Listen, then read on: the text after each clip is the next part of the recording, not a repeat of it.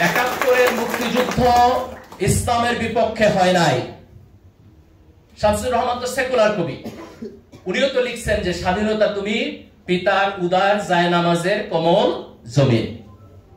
এই দেশের মুক্তিযোদ্ধারা মুক্তিযুদ্ধ করছে, নামাজ পড়ছে। এই দেশের মুক্তিযোদ্ধারা মুক্তিযুদ্ধ করছে, আল্লাহর কাছে বিজয়ের জন্য প্রার্থনা করছে, দোয়া করছে। কিন্তু স্বাধীনতার পরে এই দেশে আওয়ামী লীগ, শেখ পরিবার, কিছু বাম রাজনীতিবিদ তারা মুক্তিযুদ্ধের ইতিহাসকে মনোপলি করেছে।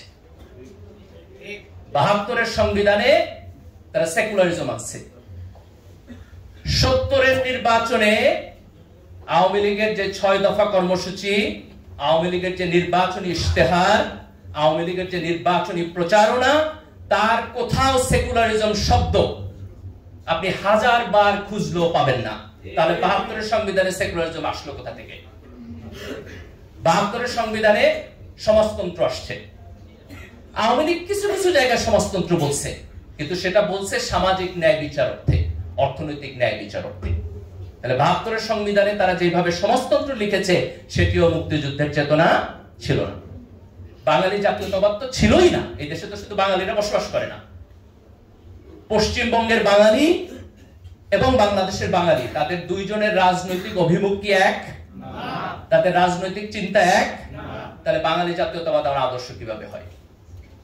তাহলে ধর্মনিরপেক্ষতা আমার আদর্শ না, সমাজতন্ত্র আমার আদর্শ না, বাঙালি জাতীয়তাবাদ আমার আদর্শ না, কিন্তু আমার সংবিধানে তার সবকিছুই আসছে।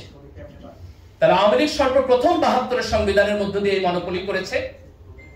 তারপরে 75-এ তারা গণতন্ত্র থেকে সরাসরি চলে গেল এক দল, এক দেশ, এক নেতা বাকশালে। দেখেন এটা কত বড় আইরনি। 1970 সালের নির্বাচনে, গণতান্ত্রিক নির্বাচনে আওয়ামী লীগ জিতলো। সেই নির্বাচনের ফলাফল পশ্চিম পাকিস্তান মানল না বলে আমরা মুক্তিযুদ্ধ করলাম।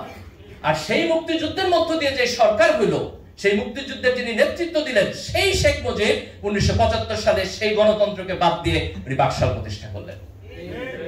এটা আমাদের জাতিগত সেইম, এটা আমাদের জাতিগত সেইম 1975 সালে যেটি হয়েছে।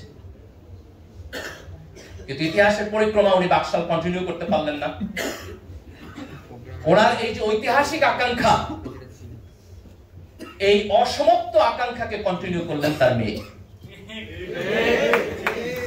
আমার একটা আফসোস যে শেখ মুজিবুর রহমানের প্রতি 75-এর যে বাকশাল, এটার কারণে ওনার সমালোচনা আছে, কিন্তু ওনার প্রতি আমার শ্রদ্ধাও আছে। উনি মুক্তিযুদ্ধের নেতৃত্ব দিচ্ছেন। উনি যদি বাকশাল করে এই দেশ 10 বছর শাসন করতেন, তাও আমার একটু আফসোস কম থাকতো যে না, ওনার একটা ক্রেডিট আছে।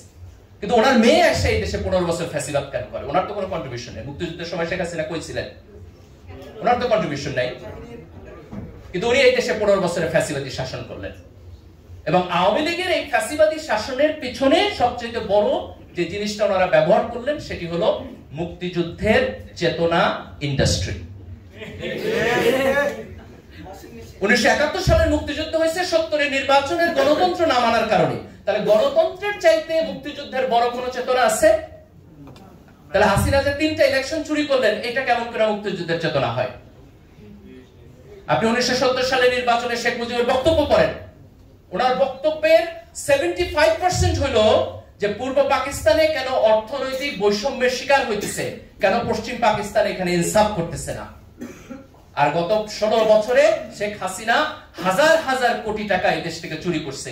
এই চুরি করার নাম কিভাবে মুক্তিযুদ্ধের চেতনা হয়? যদি দেশের টাকা চুরি করে বিদেশে পাঠানো মুক্তিযুদ্ধের চেতনা হয়, যদি গণতান্ত্রিক নির্বাচনকে করাপ্ট করে একটি একনায়কতান্ত্রিক সরকার ব্যবস্থা ডেভেলপ করা হচ্ছে মুক্তিযুদ্ধের চেতনা হয়, তাহলে সেই মুক্তিযুদ্ধের চেতনার আমার প্রয়োজন নেই। আমরা 24-এর বিপ্লবের মধ্য দিয়ে এই দেশের তরুণ প্রজন্ম যেটি অর্জন করেছে সেটি হলো যে ফ্যাসিবাদ এই দেশে টিকবে না।